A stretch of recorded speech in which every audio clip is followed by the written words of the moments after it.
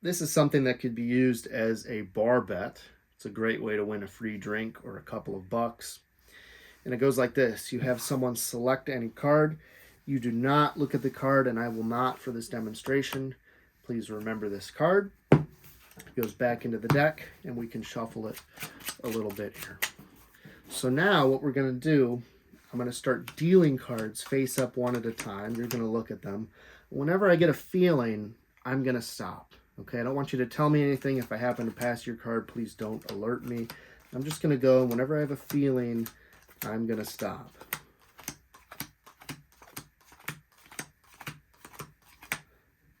Okay, I'm going to stop right here. Now, I will bet you that the next card I turn over here will be your card. Would you bet me a drink on that? And that is a good way to win a free beer or $5 or $10. Let's get into the explanation.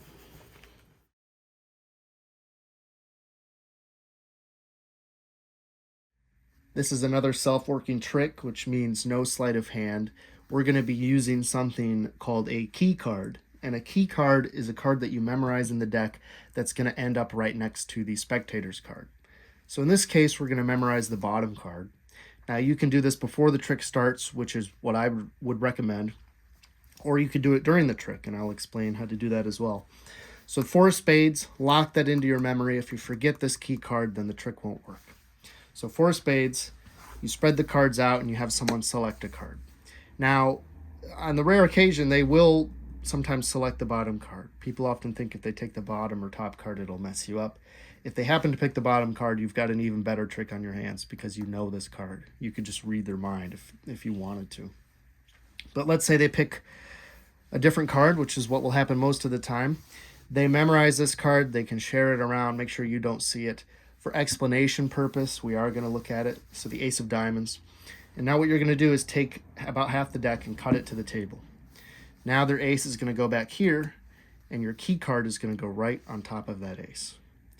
The only time I see people mess this up is they cut the deck in their hands, say put it back here, boom, your key card's still on bottom.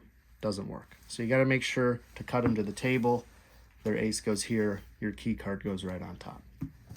Now, if you didn't memorize the key card at the start or forgot to, it's very easy to look at the bottom card during the sequence. So they pick their card, you cut the cards to the table and say, just put your card back right there. And I just very casually turn this hand over and peek at whatever card this is. You don't want to do something like this where you're looking at the card because that's very suspicious. You just want to be very casual, cut it to the table, say just put your card back there, and I'm just looking over here at the 4 of spades. They put their card back, it goes right on top. Same deal.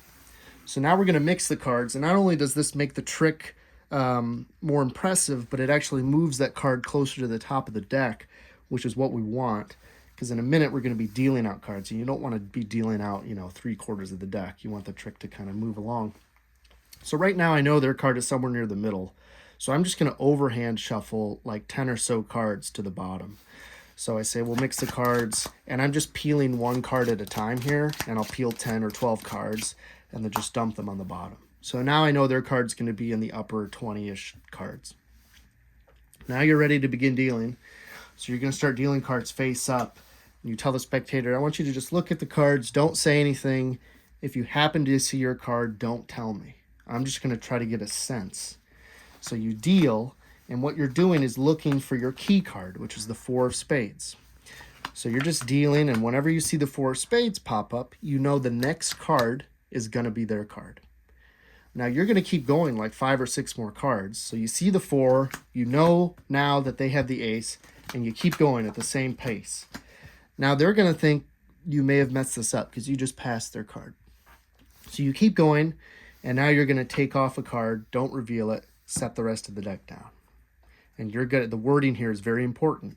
You're going to say, I bet the next card I flip over, don't say this card, because you're not going to flip this card over. The next card.